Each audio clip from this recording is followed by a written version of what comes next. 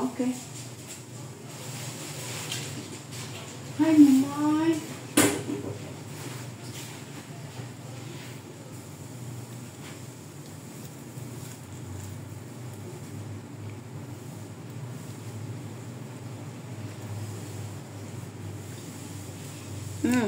Mainit.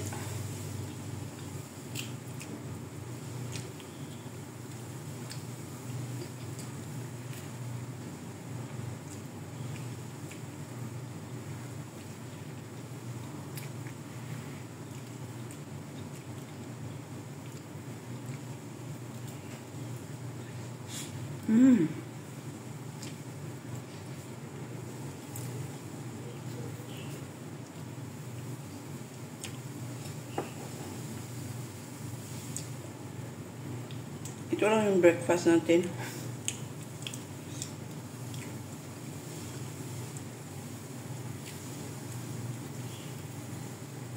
Pag Lunes hanggang Biyernes, ito lang. Pag Sabado at saka Linggo, order yan.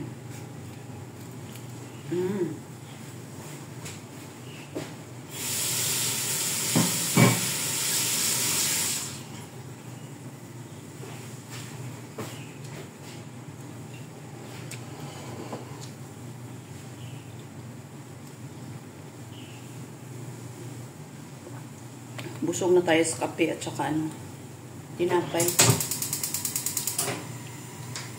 Mag-iinit pala ako.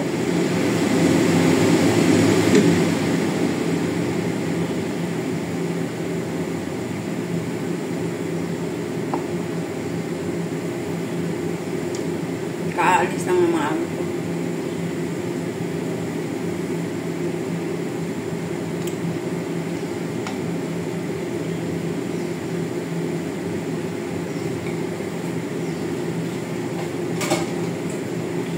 Tuloy lang ang ating pangarap. Maghuhugas muna ako ng ano.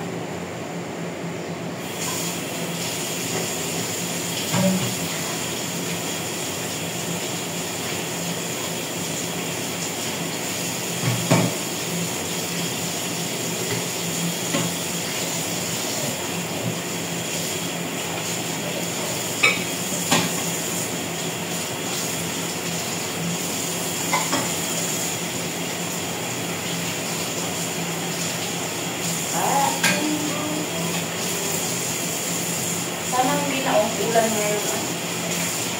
Yung mga nilakad ko, 2 days na, hindi pa na-dry. Parang natuloy na naman.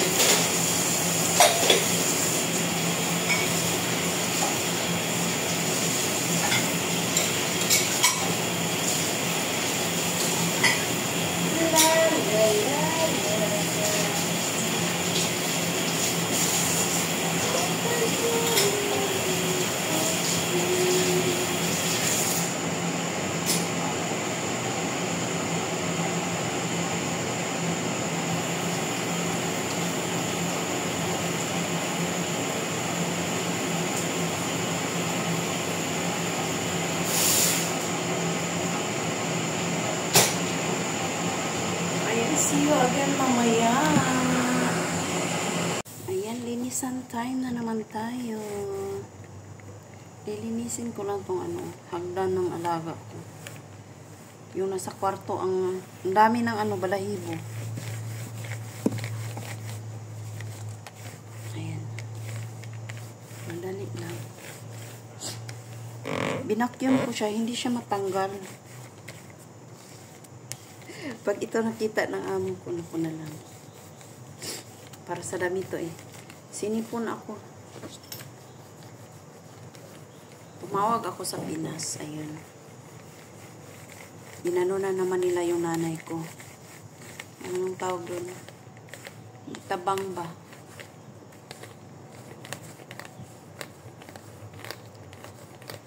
Tapos sabi ko, mamang, mamang, gusto niya magsalita pero wala nang boses na lumalabas sa niya. Wala nang boses na lumalabas sa bibig niya. Gusto niya magsalita kaso wala na talaga. Kawawa naman.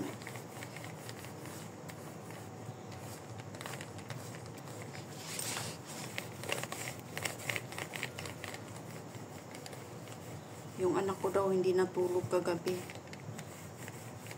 Ayaw siyang patulogin ng nanay niya.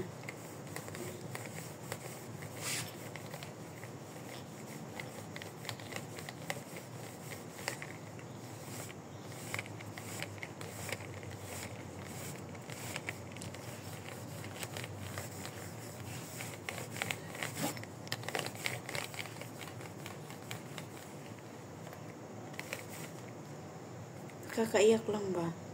Kasi gusto pa niyang lumaban. Lumalaban yung nanay ko. Gusto niyang yung oxygen niya is laging sa kanya. Ang dali lang ng oxygen niya ngayon. 2 araw lang ubos na yung isa. Nagpakarga naman sila ulit ngayon. Nung 1 linggo, umaabot pa ng 1 linggo. Ngayon hindi na. 2 araw na lang.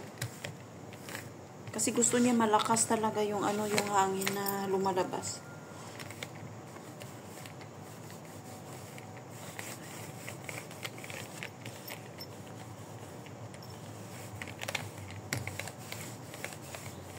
Ayan na.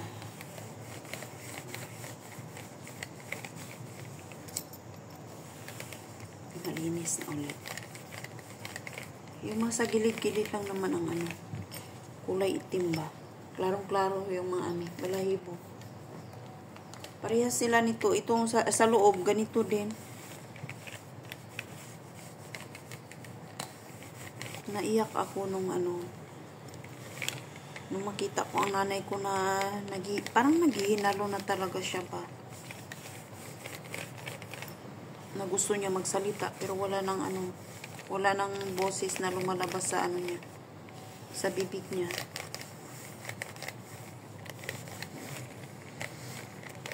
Kaso hindi ako makauwi-uwi talaga. Wala talagang no choice talaga ako. Ayan, see you again mamaya. Ayan, tayo ay maglalaban. Ayan. Labadami tayo, labadami.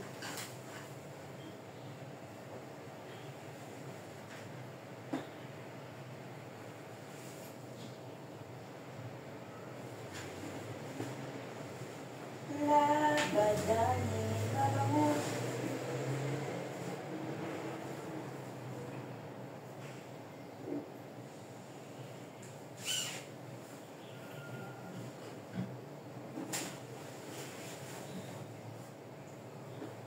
Sa ating pag-iisa.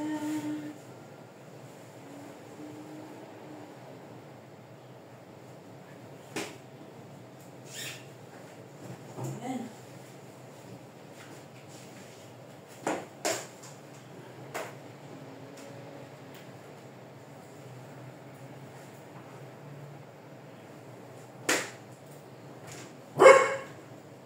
Ayan, nag-start na naman yung alaga ko na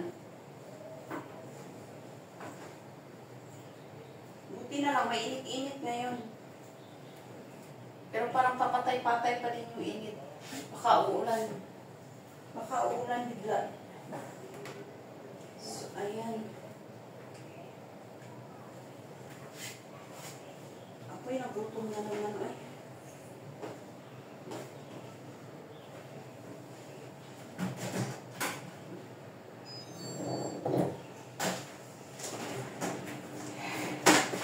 Finally. Ayan. See you again mamaya. Ayan, sinong relate dyan? Maglilista muna ako ng ano ko. Mga bibilihin bago ako bumaba sa sa palengke. Di pa ako nakapag-study kung anong lulutuin ko mamaya. Siguro, may soup pa ako kagabi na natira. So, na lang, 2 dish na lang ang lulutuin ko mamaya. Siguro gagawa ako ng ewan ko kung pwede pa tong meat ko. May minced pork ako. Tapos, tignan natin. Ayan, uupo muna ako. Kasi mag-study tayo. Sinong relate na OFW dyan ng Hong Kong? Mag-study muna bago bumaba. Ayan, see you again mamaya. Thank you so much for watching, guys. Good afternoon, everyone. Pasensya nyo na kasi yung boses ko kagagaling ko lang umiyak. Yun nga, may problema tayo kasi yung nanay ko nga is parang in critical na siya ngayon. So, ayan. Nag-send na ako ng message sa kanya na para marinig niya ba. Kasi hindi ko talaga kaya na makipag-usap sa kanya. Hindi naman siya hindi na siya nakapag-reply ng ng message. Kaso lang pag nakikita ko yung niya, yung mukha niya, yung aura niya ba, nasasaktan talaga ako. Yun, katatawag ko lang sa mga kapatid ko na yun nga, chinicheer up nila ako na ganyan. Pero wala tayong magawa ganyan na talaga ang yung plano ng Panginoon sa atin. May mauuna sa atin, may susunod na naman. Mga ganyan. So, kailangan nating tanggapin.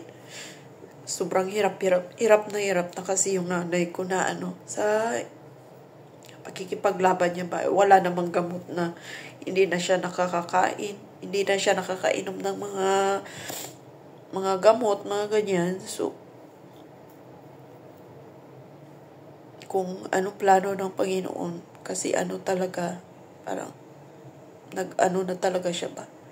Wala na siyang boses talaga.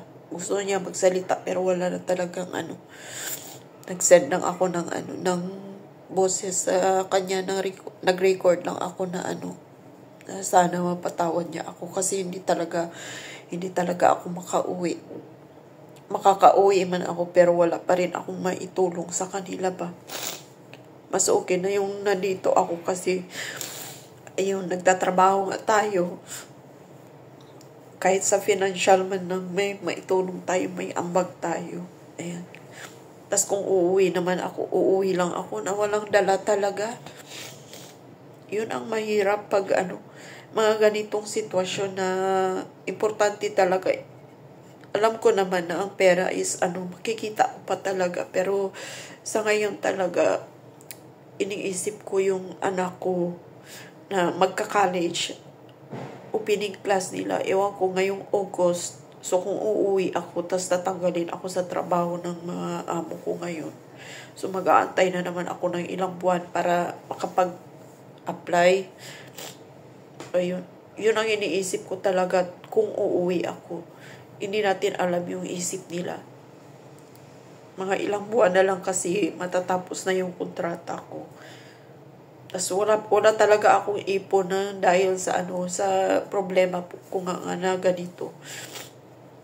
Ito talaga ang pinaka-lowest part ko na nangyayari sa buhay ko ngayon. Yung expected ko naman na talaga na ganyan ang mangyayari sa kanya kasi cancer wala nang gamot talaga yan siya. Naghirap din siya ng mga mahigit 1 taon. Sobra 1 taon. Kasi nag-start ako dito yun. Nag-start din yung ano niya, yung sakit niya ba. So hanggang ngayon, 1 taon mahigit na. Yun ang mahirap. Kaya pagpasensyahan nyo na guys, ganito talaga.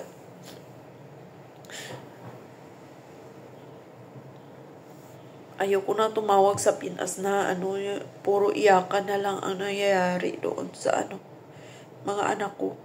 Yun talaga ang pinag-anuhan ng nanay ko, yung ayaw niya pang mawala kasi yung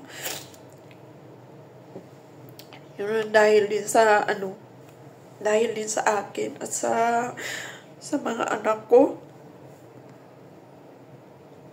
Kasi iniisip niya yung mga anak ko ba. Sino mag-aalaga. Although kaya naman ang mga anak ko na kaya naman nila kahit wala si nanay nila. Kaso lang, kailangan pa talaga i-guide. Yun ang pinoproblema niya. Kasi ayaw niya yung mga anak ko na hindi kakain. Minsan kasi hindi kumakain yung mga anak ko. Pag nasanay sila na pagdating nila galing school, nakaluto na yung nanay. Yung nanay nila, tas nakahain na yung pagkain sa misa. Ayun. Yung pinggan nila, may mga mga pinggan nila, may mga, tawag doon, may mga kanin na, ayun. Ayun ang pinoproblema ng nanay ko pag nawala daw siya, paano na daw mga anak ko. Nakikipaglaban talaga siya na sana. Pero, yung hirap niya is, hindi siya worth it na talaga na hindi worth it na magtagal yung paghihirap niya ba. Ayan, naging emotional tayo ngayon. Kakain pa naman sana ako. Ayan. See you again mamaya, guys. Ingat po tayo lagi. Ayan, hello, good afternoon. Ako ay pupunta na ng palengke ngayon. Ayan, dito sa Maarte ako. Malamig dito.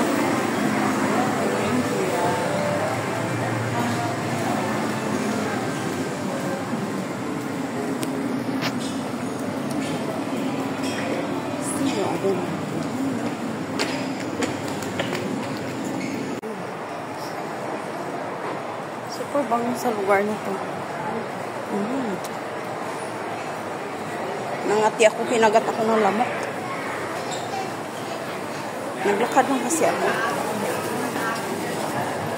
Yan, daming tao na. Kainan time na.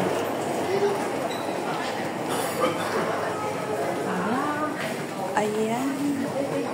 Papasok tayo sa Ayan, yes na. Ito yung gusto ng kuya, mga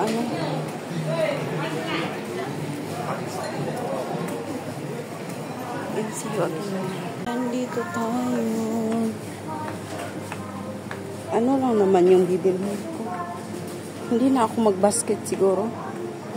Dala tayo ng basket Ano na lang. Gusto ko ng bread.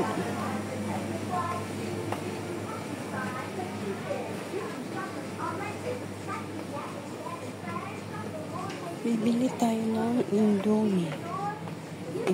Andito ang Indomie. 17.